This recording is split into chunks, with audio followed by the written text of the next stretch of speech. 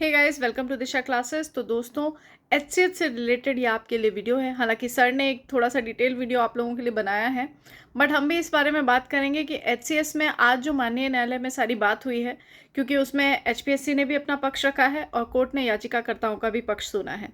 और सारी चीज़ें सुनने के बाद एचपीएससी की तरफ जो है, सर ने जैसे कि आपको कहा है कि उनके पाले में गेंद डाल दी गई है।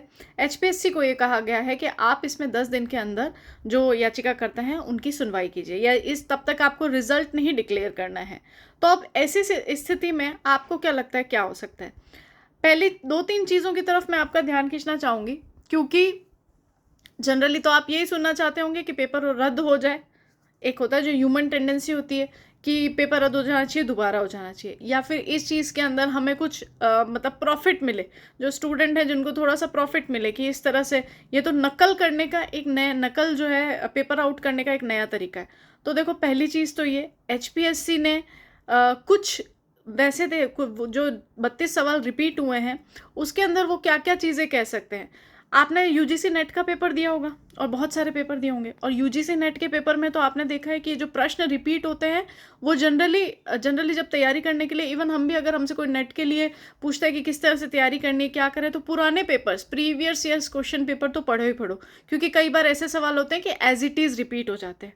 ठीक है, उनके जो स्टेटमेंट है वो भी चेंज नहीं होते, एबीसीडी भी चेंज नहीं होता, कई बार एज इट इज़ आ जाते हैं। पहली चीज़ तो है कि वो ये बोल सकता है कि इस तरह का कोई रूल नहीं है कि हम इस तरह से सवाल रिपीट कर सके। दूसरा, सी सेट का पेपर है।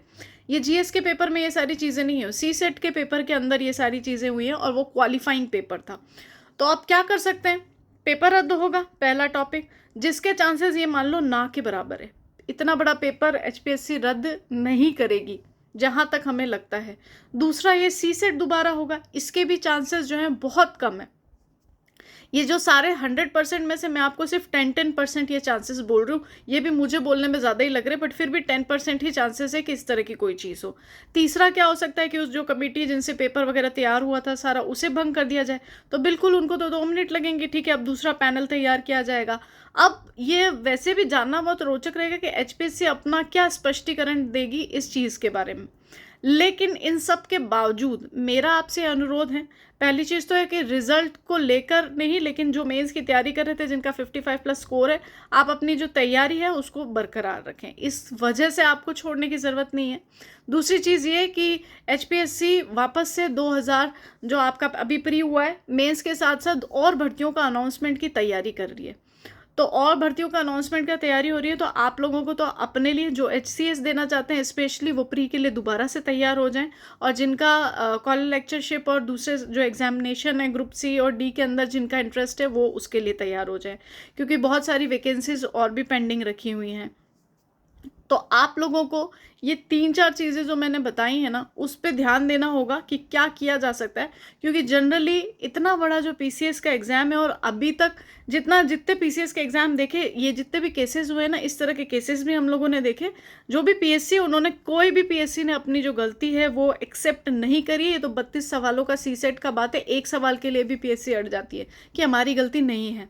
तो अब क्या सॉल्यूशन एचसीएस के द्वारा निकाला जाएगा, तो ये तो बहुत ही रोचक सा निर्णय आएगा।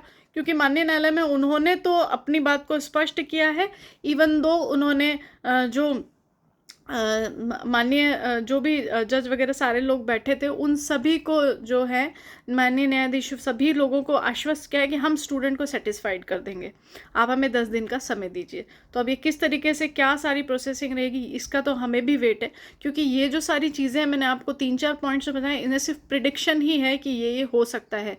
और ये जो प्रिडिक्शन है, ये जो बहुत सारी जो चीज़ें हुई थी ना, जैसे आप लोगों ने महाराष्ट्र वाला केस भी बताया था और सारी चीज़ें थी, उन सभी का डिटेल पढ़ने के बाद ही, क्योंकि ये रूल तो कहीं नहीं है इस चीज़ पे, तो एचपीएससी अड़ने वाली है कि ये रूल कहीं नहीं है कि दोबारा से सवाल रिपीट नहीं हो सकते। हाँ, एक और इम्पॉर्टेंट पॉइंट ये कि ये पेपर ऐसा तो था नहीं कि 10 लोगों के लिए स्पेशली सी सेट का पेपर था। ये अगर रिपीट हुए तो सभी के लिए रिपीट हुए हैं। तो एक उनकी तरफ से आ सकता है कि ये पेपर तो मौजूद था साइट पे, इसके आंसर मौजूद थे साइट पे। ये जो पेपर था जो रिपीट क्वेश्चन वाला है, ये तो सभी के लिए था। आपके लिए क्या, ये तो सबके लिए था। आपके ऊपर था, आपने क्यों नहीं पढ़ा इसको? आप पढ़ सकते थे इसको, क्योंकि पुराने जो पेपर हैं वो जनरली जब तैयारी करते हैं तब तो आप देखते हो सी सेट में अलग ही दूसरी चीज़ें होती है, रीजनिंग वगैरह और सारा, तो इतना ध्यान मैं भी नहीं देती हूँ। लेकिन प्रैक्टिस सेट लगाने के लिए तो सबके लिए, तो किसी अनोखे 10 या 12 स्टूडेंट्स के लिए तो हमने ये पेपर बनाया नहीं था। तो ये चीज़ भी वो अपना पक्ष रख सकते हैं। तो कुल मिला के आप लोगों को रेडी रहना है, और जो तैयारी कर रहे हैं उनसे मेरा बार बार यही कहना होता है कि आप लोग अपनी तैयारी करिए। जो भी रिज़ल्ट होगा, एचपीएससी जल्द से जल्द, वो खुद भी इस चीज़ से फ्री होना चाहती है, तो इसलिए जल्द से जल्द आपकी सारी चीज़ें जो है सामने आ जाएंगी। और जैसे ही थोड़ी सी भी अपडेट जैसे ही सामने आती है, आप तक तुरंत पहुंचाई जाएगी। धन्यवाद।